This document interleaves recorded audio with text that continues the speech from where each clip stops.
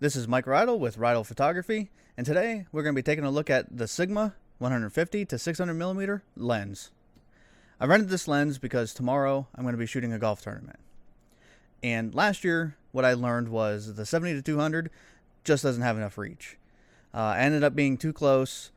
A lot of the contestants were uneasy and upset that I was around because I was being a distraction. So this year I decided I was going to rent a big gun and make sure that I had enough distance between me and the contestants. Let's do a quick run through of some of the specs of this lens. Front hood. The hood is made of plastic, but it still seems durable enough that if anything hits the front of your lens, it's going to hold up. The front element on this lens is a whopping 95 millimeter in diameter. That's just gigantic. There are threads on the front, so yes, you can put filters on the front, though they will be rather expensive.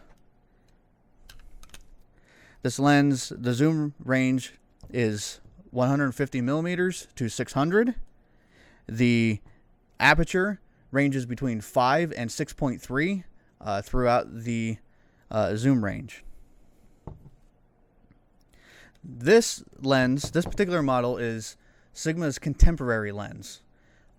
There is also a sports version of this lens that weighs 2 pounds more, and I'm assuming has other features. The sole reason why I got this one over the sports version is just solely weight. This model weighs, I think, just a little over 4 pounds, and the sports version weighs 6. I'm going to be shooting for well over 8 hours tomorrow. I don't want to be lugging a 6-pound lens around all day. Sigma has incorporated, at least in this lens, in the sports lens, a locking mechanism. And that's very cool to me because I've only seen Tamrons with this, and I liked it on the Tamron. And what this does is you can lock this in place when it's in its base position. And if you're carrying this around on a strap all day and it's bouncing around, the locking mechanism keeps the front element from drifting out. Let's see if I can get it to do it. Be walking around. It's not going to do it. But it'll drift. It'll drift as the day goes on. And that can get annoying. Your lens can be in the way. You can hit it off of things because you're expecting it to be here and it's out here. So that's a nice feature. A feature that I have not seen on the Tamrons is that at each interval you can lock this in. So if you're shooting at something in the sky or down on the ground, the lens is not going to drift. The zoom's not going to drift on you. I think that's very, very cool. I plan on trying to take a couple shots of the moon tonight, and I'll be pointing the lens up, and I'm definitely going to try that locking mechanism out. I think that's very cool. 2 weeks from now, I'm going to be going to Cherry Springs. I might very well rent this lens again to take some pictures of the stars. But be that as it may. On the side, we have multiple switches. Some of these switches are new to me. Because I typically don't get into this type of lens, the super zoom lens. But the switches we have are focus, and you have 3 options: autofocus, MO, I honestly still haven't figured out what that means, and manual focus. You also have a focusing distance switch. Your options are 2.8 to 10 meters, 10 meters to infinity, or full. I honestly plan on using it on full the whole time tomorrow. You have an optical stabilization switch. Your options are off, 1, or 2. Option 1 is for general stabilization. If you're photographing anything that's stationary, much of what I'm going to be doing tomorrow at the golf tournament. Everybody's going to be fairly still.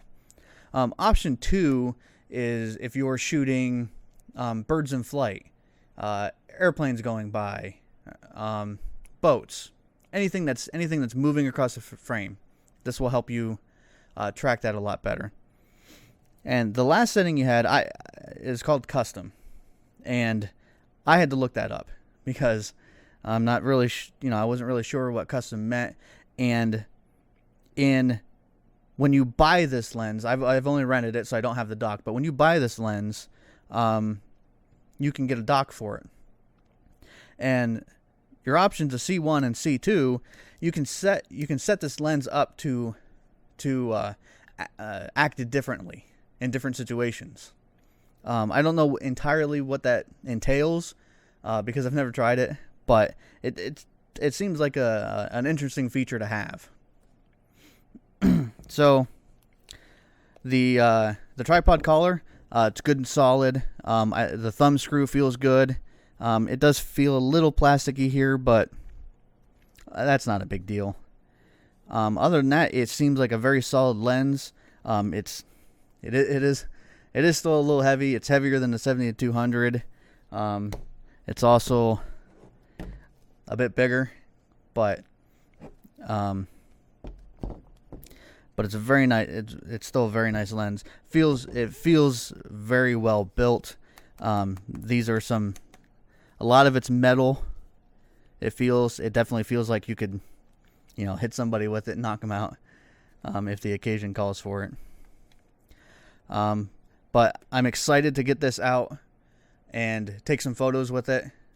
So we're gonna go out to the golf tournament and we're gonna get some shots.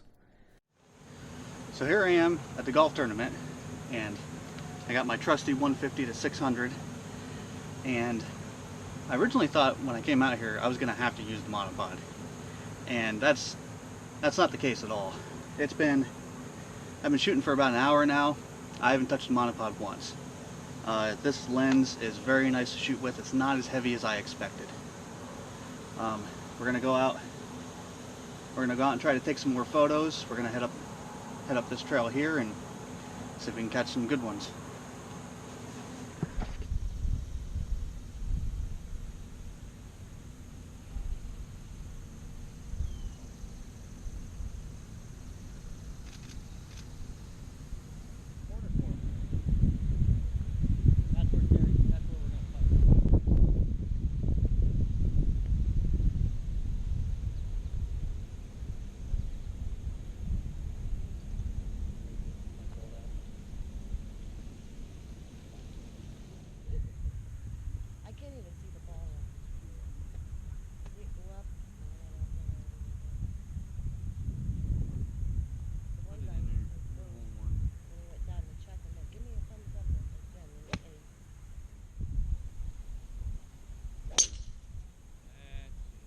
Heads up! Four! Oh, that landed over it. Okay, so we're back in the studio, and yesterday was the golf tournament, and I had the Sigma 150-600 with me, and I used it for most of the day, and it was a joy to shoot with. This thing is amazing. I originally thought when I went out there that I was gonna have to use a monopod because of this thing being 4 pounds. I figured that after a while I was gonna get tired and not be able to hold it up, and that wasn't the case at all. I actually didn't even touch my monopod. It stayed in the cart. This is a nice lens. One thing that I did learn, because this is the second year that I shot this golf tournament, and this is the first time that I've used an actual super zoom. And what I learned was the 600 millimeter end of this lens. I honestly didn't need it. The perfect lens for what I was doing would have been a Canon 100-400. That's about the range I stayed in. It looked like from the metadata that I was spending most of my time between the 200 and 300 mark on the focal range. So a Canon 100-400 would have done the job. but this was nice. I did enjoy using this. Fast focus. I didn't have any trouble obtaining focus while I was on the job. I did notice that I had a set of photos that were out of focus, but I'm pretty certain it was my fault. So we'll chalk that up to human error and let it be that. Other than that, fast focus, no problem maintaining. I was shooting. We're going to look at some photos here in a few minutes, but I was shooting at a shutter speed of 1,000 just to compensate for my shaking for hand holding, and that seemed to work out perfectly. So yeah.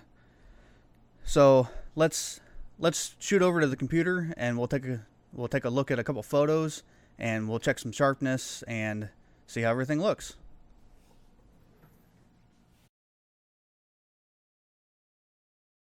All right.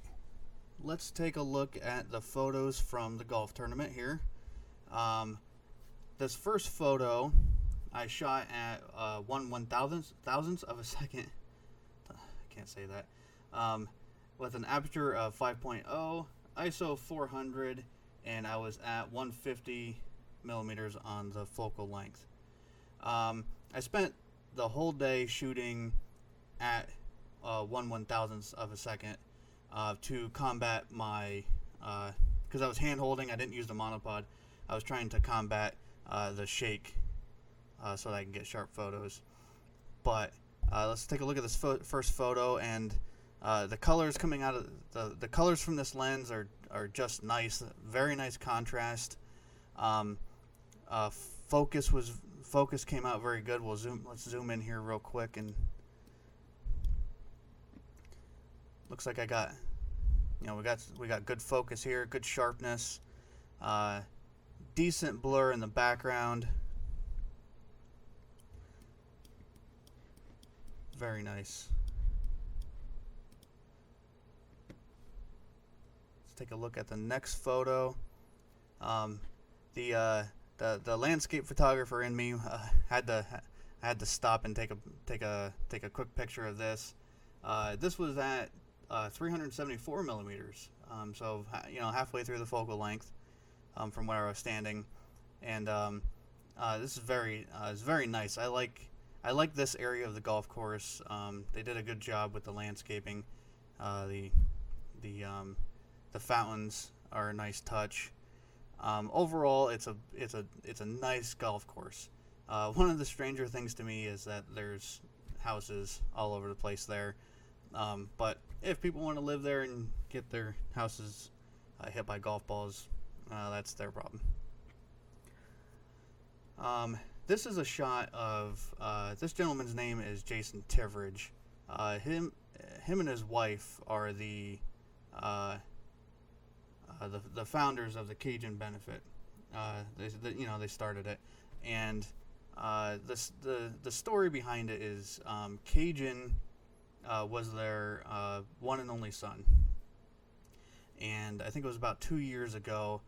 Cajun had a tragic accident at home, which ultimately ended his life, and it was very sad.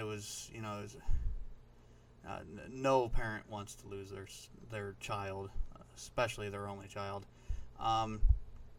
There was obviously some grieving period, but Jason and his wife decided that what they were going to do was they were going to start the Cajun Benefit. And each year, what they do is they do a golf tournament, and they also do a pool tournament. And they raise money, and what they do with the money is they donate it to a local high school here for a scholarship program to send 2 kids to college. Every little bit helps to those kids. So they took a terrible thing and they turned it into a good thing, into a positive thing.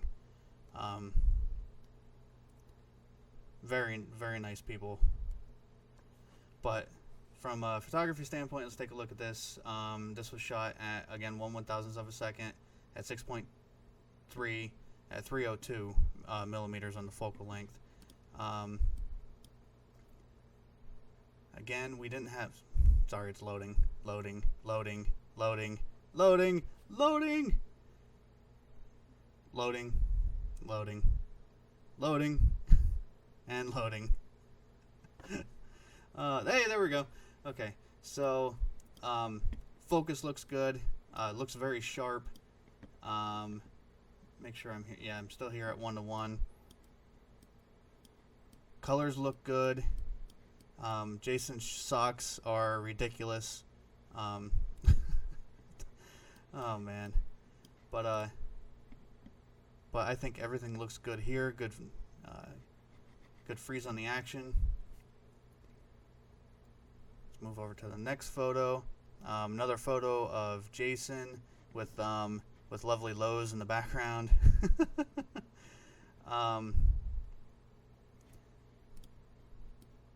Check the focus again. I'm mostly concerned. I am mostly concerned with focus. I want to make sure that it's focused properly and everything's sharp, and bam, perfect.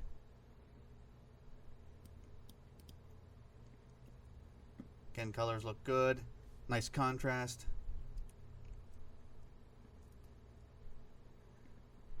Now, this is probably one of my favorite photos from the shoot.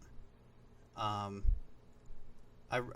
really like the composition. His red shirt is very contrasty to the green surroundings.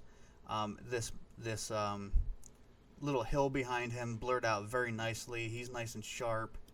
So he pops out from the background. It looks very nice. Like I said, one of my favorite shots from the tournament. Oops.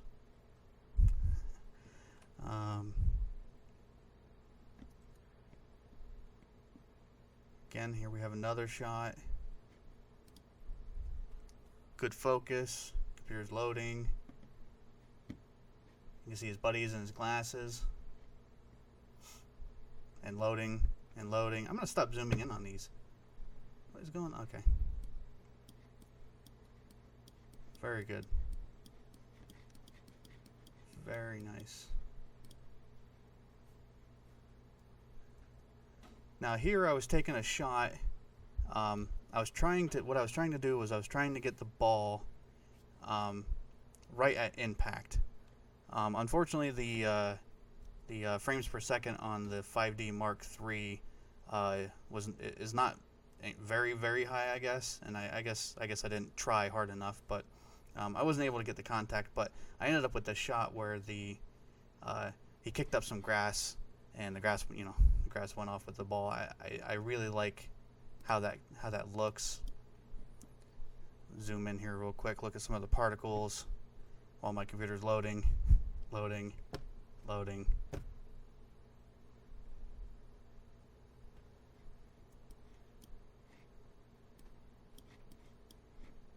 Some pieces are sharp.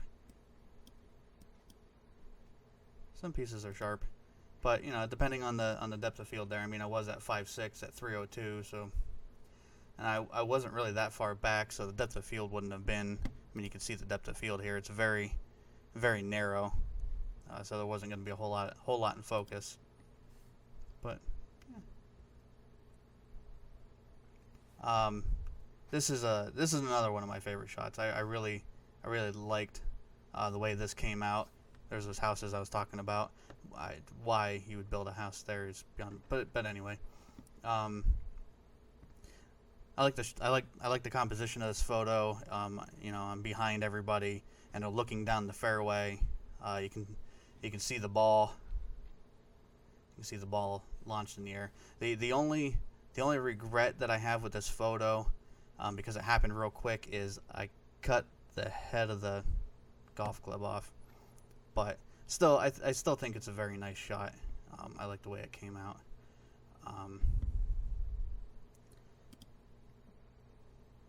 Again, we'll check the focus real quick. And like I said earlier in this video, shooting with this lens was very nice. I didn't have any trouble obtaining focus. Yep, looks good.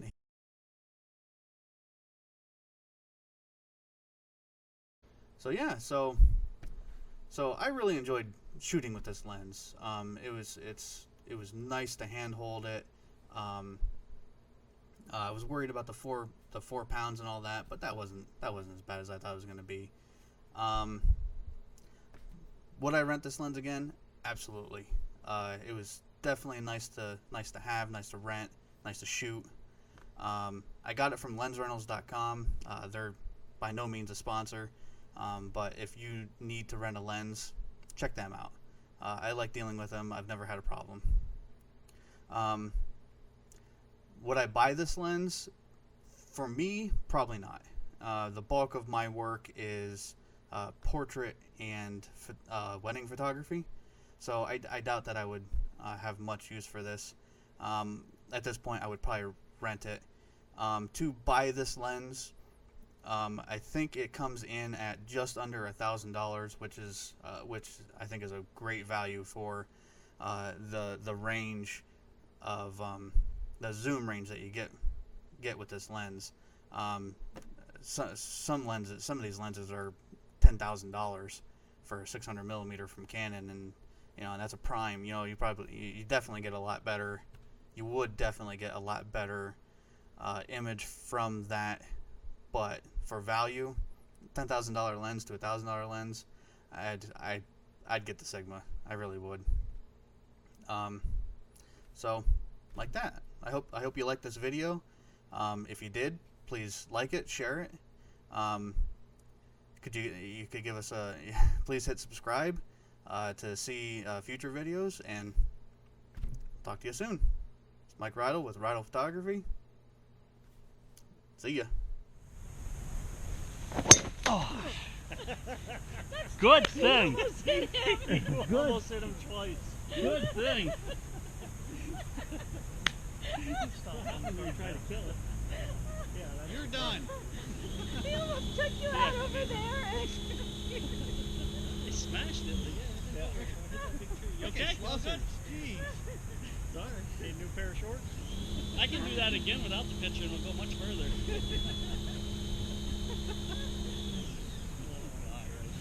Sorry. You should see where the mark is. It was right next to my leg.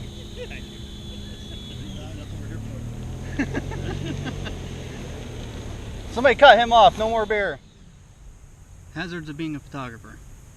You almost get hit by a ball. Damn lefties.